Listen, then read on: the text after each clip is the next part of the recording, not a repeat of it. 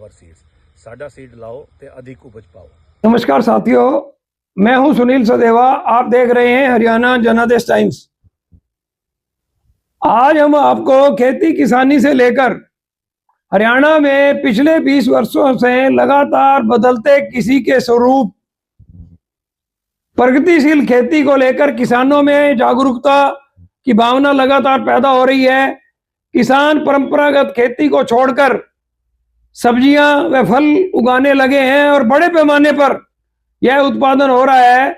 आज हम आपको कैथल जिले के गांव सीवन में सीवन पोटैटो सीड ग्रोवर नाम से एक फार्म हाउस पर किस तरह से आलू की उन्नत किस्मों के बीज उगाए जा रहे हैं, इसके संचालक मालिक मनीष मेहता ने एक आयोजन भी अपने खेत में किया। 5 राज्यों पश्चिमी बंगाल, हरियाणा, पंजाब, मध्य प्रदेश, बिहार तक के किसान इनके खेत में पहुंचे और उन्नत नस्ल के बीजों की सराहना की, अपने ऑर्डर भी दिए। हरियाणा में आलू उत्पादन में महत्वपूर्ण योगदान, आलू की वैरायटियों में महत्वपूर्ण योगदान कर रहे potato technical centre Shyamgarh Karnal से जुड़े एक्सपर्ट लोग भी वहां पहुंचे और उन्होंने इस अवसर पर आए किसानों को पुरस्कृत भी किया और अपने विचार भी साझा किए। आइए हम आपको मनीष मेहता सीवन के एक लैंडलॉर्ड के फार्म हाउस सीवन पोटैटो सीड ग्रोवर का खेत दिखाते हैं और उनसे बातचीत भी सुनाते हैं। आलू उत्पादन में अगर आप रुचि रखते हैं या आप प्रतिदिन आलू खाते हैं तो हमारा अनुरोध है इस वीडियो को आप पूरा देखिएगा, आपको अच्छा लगेगा। धन्यवाद। में लगा है। लेट तो नहीं हुए, आगे से निकालते भाई। आप लेट आए? हाँ, मैं फिर भाई उसको लेने चला गया। बस हम अभी आए 10 स्कीम जी। कैसे हो जनाब? आओ जी, आया लो। और ठीक हो बढ़िया? हाँ जी, करो तुम करो, दिखाओ पहले। हाँ बस 2 दिन का फर्क है जी, बस 2 दिन का। हाँ 2 दिन का है जी। यूनिफॉर्म में पूरा 7 तारीख वाला है ना ये G3 है। जी कौन सी है? 7 की 8 की है? 8 की 8 6 की है जी। ये G3 है। हाँ जी, 60 डेज की क्रॉप है जी। अच्छा मैडम, ये टेबल ये डायमंड का सीड है जी। ये ना थोड़ा सा मतलब टेबल भी नहीं है, टेबल में ही जाता है लेकिन थोड़ा डायमीटर थोड़ा सा कोल्ड स्टोरेज बहुत अच्छी है जी इसकी। ये जैसे चिप्सोना वन मांगते हैं लोग खाने के लिए, ऐसे डायमंड मांगते हैं। अच्छा लोग अपने खाने के लिए डायमंड लगाते हैं कई बार।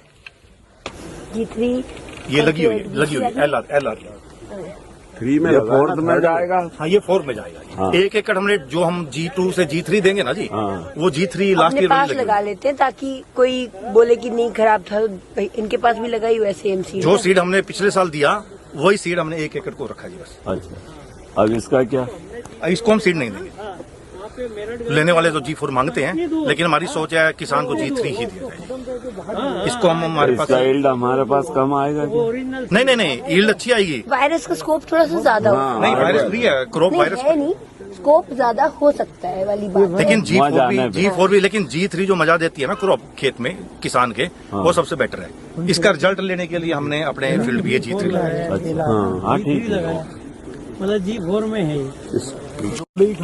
जितना नया G1 G2 है वो उतना डिस्टेंस पे जाएगा, ज्यादा दूर जाएगा।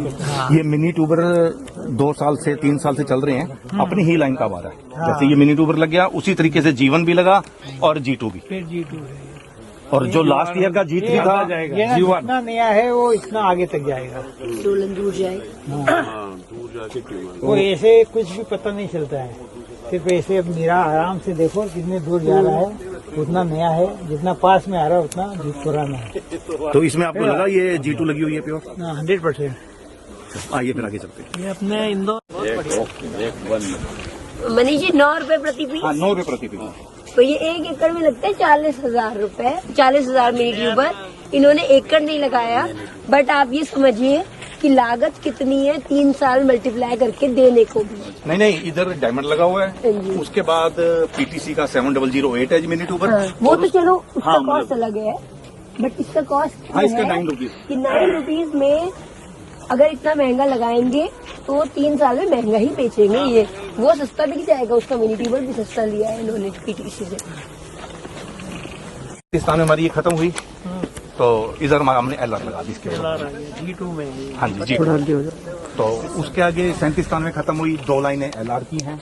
LR के बाद फिर हमारा आगे मोहन शुरू हो गया जी। इधर ये प्लॉट हमारा लगातार फिर मोहन का गया जी, G2 का 2 तक आगे। सरस्वती नदी का यूं हमारा वो कंठ है पुराने जमाने में कहते हैं ये नाली यहाँ से चलती थी सरस्वती की, तो वहाँ पे विलुप्त मानते हैं। हाँ विलुप्त मानते हैं, लेकिन पुराने बुजुर्ग इसका मंदिर है आगे 2 पुराने घाट पुरानी प्राचीन सभ्यता मौजूद है आगे भी, इधर भी है गांव में और उधर भी है।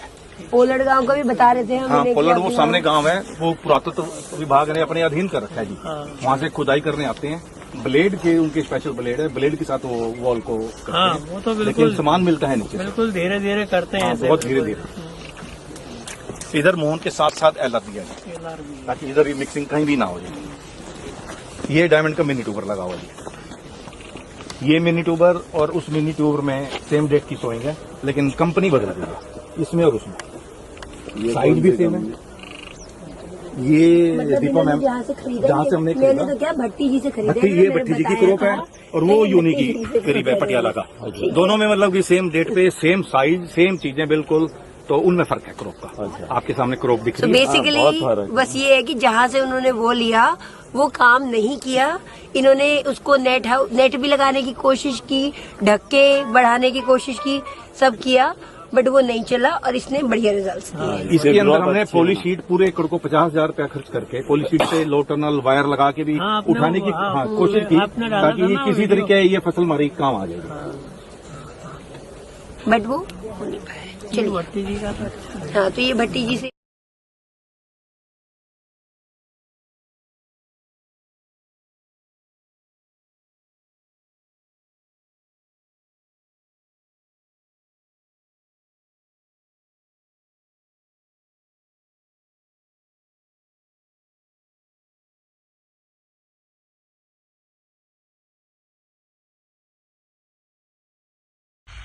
मनीष मेहता जी, सबसे पहले आप C1 पोटैटो सीड ग्रोवर के बारे में जानकारी दीजिए।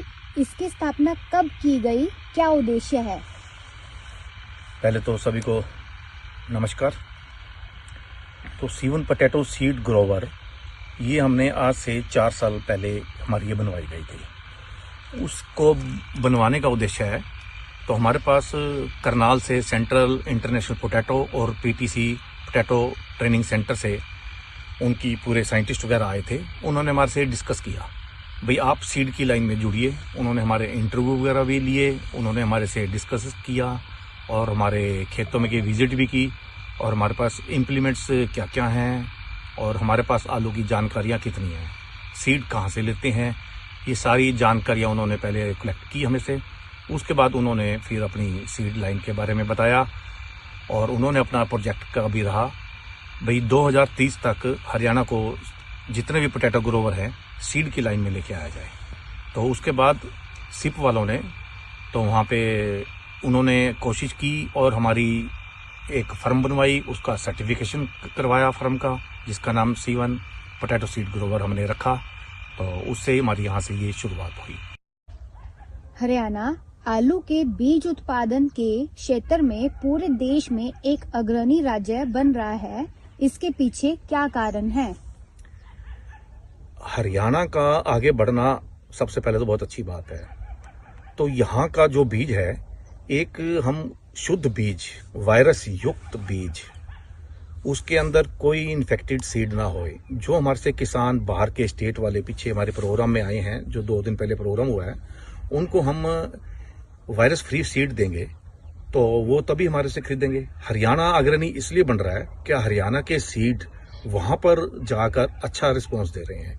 उनकी बाहर के स्टेट वाली जहाँ उनके सीड तैयार नहीं होते, अगर हमारे यहाँ के सीड जाके उनको अच्छा रिजल्ट देते हैं, उनकी अच्छी उपज होती है। बाकी सीड्स जो जहाँ से जा रहे हैं, अगर वो उनको अच्छा रिजल्ट नहीं देते, हमारे सीड अगर हरियाणा के जाकर उनको अच्छा रिजल्ट देकर और अच्छी उपज देते हैं, जहाँ तक डबल प्रोडक्शन तक भी आ जाती है और उनके पैसों के मामले में भी अच्छा सिस्टम बन जाता है। अच्छी उपज, अच्छा सीड, जो हरियाणा एक उनको प्रोवाइड कर रहा है। अच्छा सीड हमारे हरियाणा में क्यों बन रहा है, इसका सबसे बड़ा कारण ये है, हरियाणा के किसान एक अच्छी मेहनत कर रहे हैं, और दूसरा कुदरत की तरफ से भी यहाँ का जो टेम्परेचर है आलू के सीड बनाने के लिए, जो हमारा ये जनवरी 13 तक 15 तक रहता है, बहुत सुटेबल रहता है। अच्छी ठंड रहती है, जिसमें इंसेक्ट वगैरह हैफिड वाइट फ्लाई नहीं आती है, ताकि जो आलू की पत्तियों पर ये बैठते हैं और आलू को इन्फेक्ट कर देते हैं। और दूसरा, ये कुछ मैंने पत्तियां भी रखी हैं, ये इसमें हम आपको दिखाते हैं, थोड़ा बिल्कुल इन्फेक्टेड फ्री हैं, इनमें कोई वायरस उसमें कोई नहीं है। तो उसके अंदर ये आलू भी साथ में दिखाया गया है, आलू का कलर और ये आलू का साइज वगैरह, ताकि जिसको भी हम ये चीज़ दें, और जो किसान आए हैं वो भी हमारी विजिट करके गए हैं और उसको उन्होंने देखा भी है। इसलिए हरियाणा हमारा अग्रणी जा रहा है, ताकि हम एक विश्वास के साथ और अपने जो हमारे दूसरे भाई स्टेट वाले किसान हैं जो हमारे से एक अच्छा सीड लेते हैं, हम अपने पूरे विश्वास और एक हम कॉन्फिडेंट हैं हमारी जो सीड उनके पास जाएगा और उनको एक अच्छी उपज देगा। आप दावा कर रहे हैं कि हमारे आलू की विभिन्न वैरायटियों के बीज अति उत्तम हैं। इस बारे में आप जानकारी दें।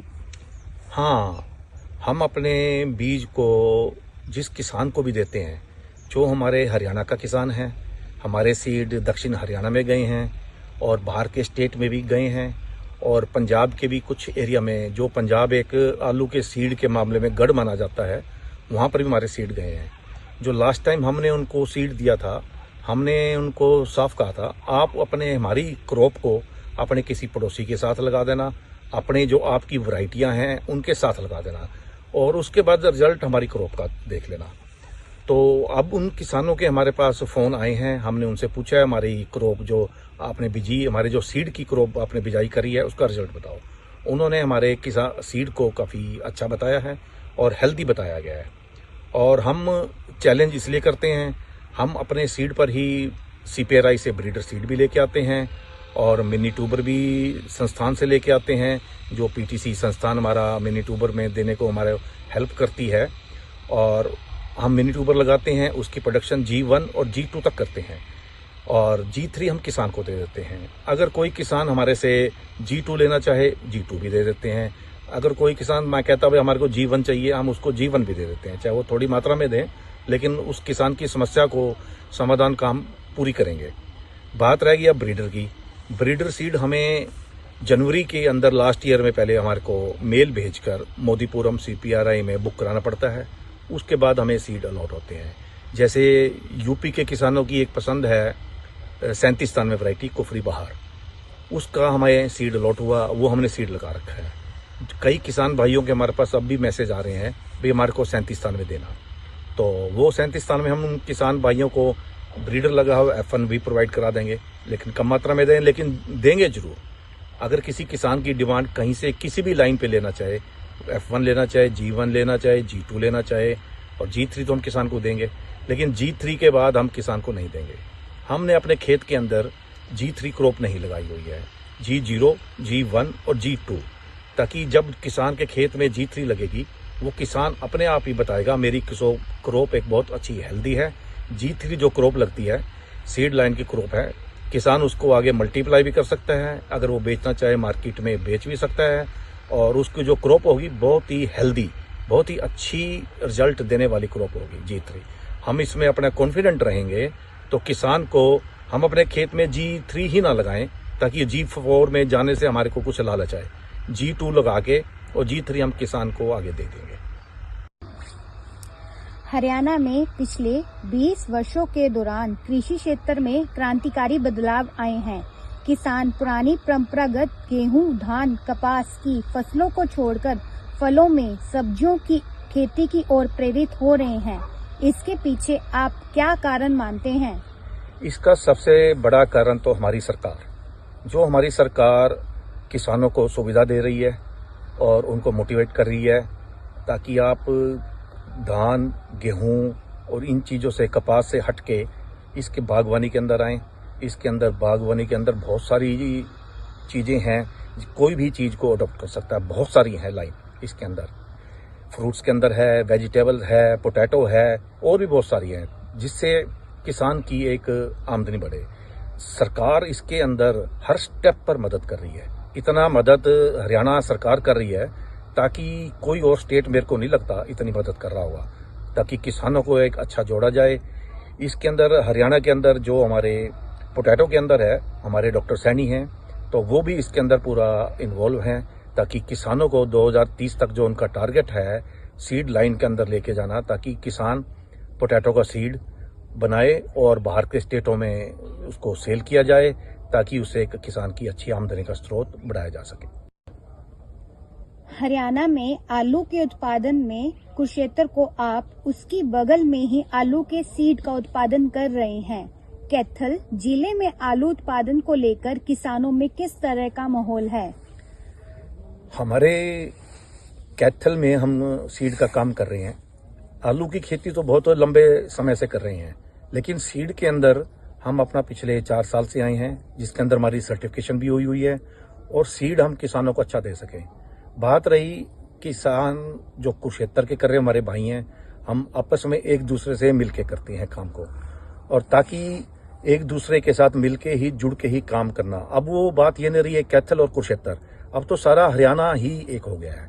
हरियाणा में अब सिरसा जिलों के अंदर भी प्रोजेक्ट बनवाया है, अगले साल फतेहाबाद का भी नंबर है और दक्षिण हरियाणा में भी है।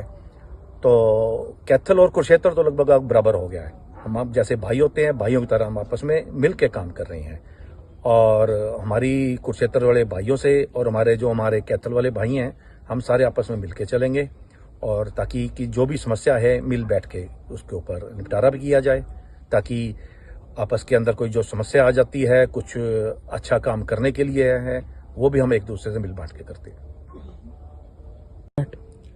आलू के बीज के बारे में आप किसानों को कोई ऐसी जानकारी देना चाहते हैं जिसके बारे में किसान आमतौर पर लापरवाही बरतते हैं?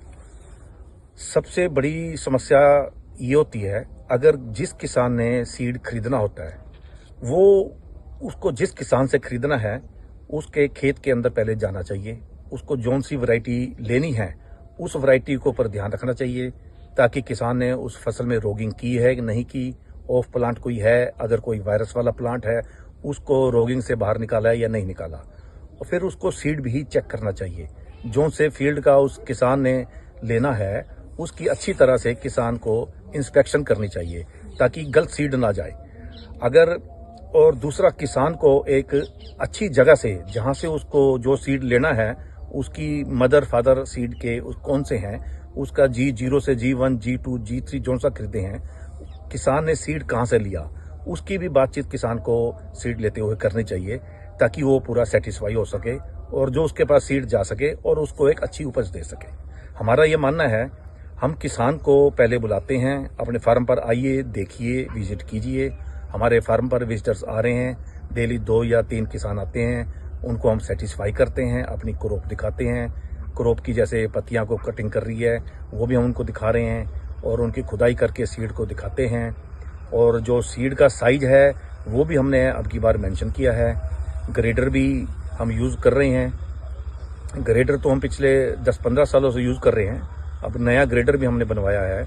उसके अंदर जो हमने आलू का साइज रखा, मेंशन किया है, पहला साइज हमने रखा है 32 mm तक का, दूसरा साइज रखा है 32 से 45 mm, तीसरा साइज रखा है 45 से 50 mm, ताकि किसान को mm के हिसाब से साइज को बताकर, और उनको जो जितने पैकेट लगते हैं और रेट के अंदर भी ये रहे हमारा, ताकि उनको ठीक रेट में दी जाए।